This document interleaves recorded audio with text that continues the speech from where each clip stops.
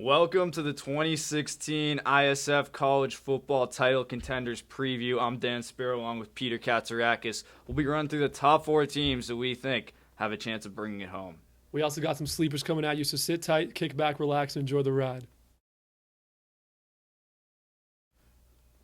And so the number 4 team in our College Football Title Contenders Preview, Ohio State. Now the Buckeyes, Pete, had 12 picks in the top 250 in the NFL Draft. They had as many picks in the first 4 rounds as all of the Pac-12, so they have a lot to make up for them. Yeah, it's definitely not easy to replace guys like Ezekiel Elliott and Joey Bosa, but they've done their best to make up for lost time and lost ground with the 4th-ranked recruiting class, including Nick Bosa, who is Joey Bosa's little brother, 3rd-ranked overall in terms of recruits. What do you got on him? Yeah, Nick Bosa is a big-time player, 6'3", 250, he's really gone up in the recruiting rankings over the years. Part of that might be due to Joey Bosa, but this guy's a great player. Don't get it wrong. Also on the defensive line, they have Sam Hubbard, who should fill that void very nicely for Joey Bosa. Sam Hubbard, incredibly athletic guy, 6'6". He's going to be someone that they can plug in there and they can see big things out of. He was a freshman All-American last year. He's someone you should expect big things out of. Absolutely. And then on the offensive side of the ball, of course, you have the star QB or starting QB from the beginning of the season coming back in JT Barrett. He doesn't have to deal with Cardell Jones and that QB controversy, so he's going to be really a horse with blinders on, if you will. And then with Urban Meyer, obviously the QB whisperer, the two of them together can take over the world if they want with the right players in place and schemes and whatnot. So in terms of the record last year, I would say they only had one loss to MSU, and it was pretty fluky. They didn't give Ezekiel Elliott the ball as much, and it was kind of like one of those losses where if they played another game, MSU was definitely going to lose that game. Absolutely. So in terms of their record, in terms of their season, what else do you have to say? Yeah, I would say the big thing moving forward for Ohio State is the recruiting dominance they've had under Urban Meyer. They've had a top 3 recruiting class most of the time he's been there. This team should be all set for next year despite the losses. They're a team to look out for every year from now on. And so now we come to number 3 on the College Football Title Contenders preview here at ISF. Pete, Clemson last year, great showing in the national title game, tough loss to Alabama. Deshaun Watson, though, is the guy to watch this year, and he was last year too, dismantling that Crimson Tide defense. Deshaun Watson, to me, is the best player in college football and the most valuable player in college football. First team All-ACC, Heisman Trophy finalist last year. He's not just a mobile quarterback. He's a dual threat guy, but where he really excels is throwing. And he's a natural passer, great accuracy, anticipation, as well as having good mobility in the pocket and speed. Yeah, definitely very poised in the pocket, and he's going to be back for another year under his belt. A lot of college playoff experience as well. I think he's going to be just the knight in shining armor for this team and can take them to the top for sure. Yeah, and he's going to need to. They did lose some pieces on defense. Kevin Dodd and Shaq Lawson, 2 picks in the top 33 in the NFL draft. Those guys are both defensive ends. They do return Carlos Watkins. He's a first-team All-ACC guy from last year, defensive tackle. He'll be crucial in anchoring that front and stopping the run for them. On offense, Deshaun Watson has some help. He has Mike Williams, 6'3", 220-pound deep threat, second-team All-ACC. He's someone that they're going to need to stretch the field, take guys out of the box. They missed him last year towards the end of the year with that injury. And Wayne Gallman, the running back, someone that Watson can lean on.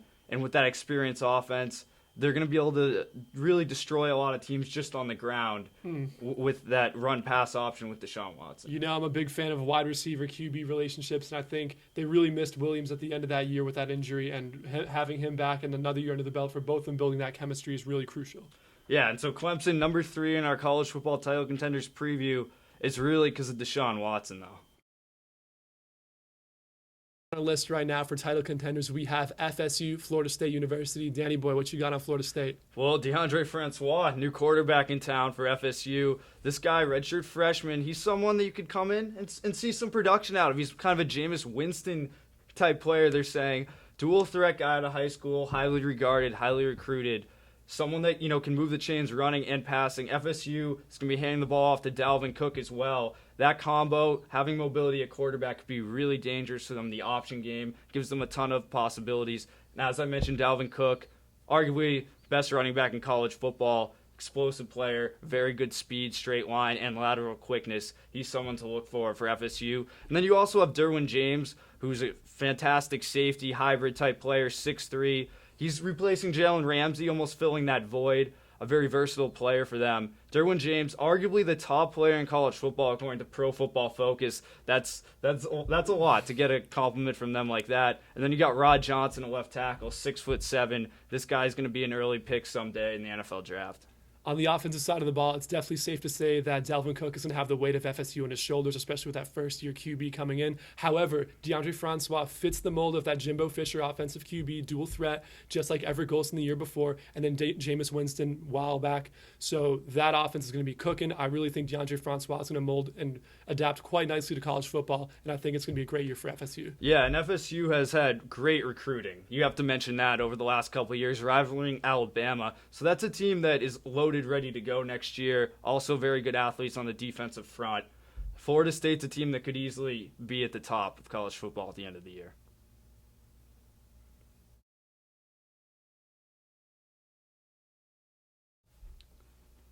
And so that brings us to number 1 on our college football title contenders preview. And who else can it be but Alabama, the Crimson Tide, winning it last year. Some question marks at quarterback, nothing new for Alabama. Jalen Hurts is the guy that should probably win the job. He's a true freshman, dual threat quarterback, highly recruited out of high school. He's someone that can really lead this offense. I think that the Tide are going to be just fine with him. Jacob Coker was no Aaron Rodgers behind there. And there's another Bo in the backfield from the state of Alabama, Pete, but not quite Bo Jackson. No, it's not Bo Jackson for sure. That would piss off some Auburn fans to mention him and Alabama in the same sentence. But, hey, Bo Scarborough is he's awesome. He's going to fit the mold quite nicely in Derrick Henry's absence, And I just think it's safe to say that Alabama has proven time and time again that they don't need a top-notch QB to kind of get the job done for them. They just simply need a game manager. I think Jalen Hurts has it in him to do so. And they're just ready and tuned up for yet another year at a title run. Yeah, and a couple other names, Pete. Tim Williams, outside linebacker, speed rusher. He's going to be a guy bringing pressure off the side for Alabama. Was used sparingly last year. Look for him to really ascend as one of the top players in college football and be a high draft pick. Also, Cam Robinson, all-SEC left tackle. Have to mention him anchoring that line. And finally, Calvin Ridley might be the best receiver in college football.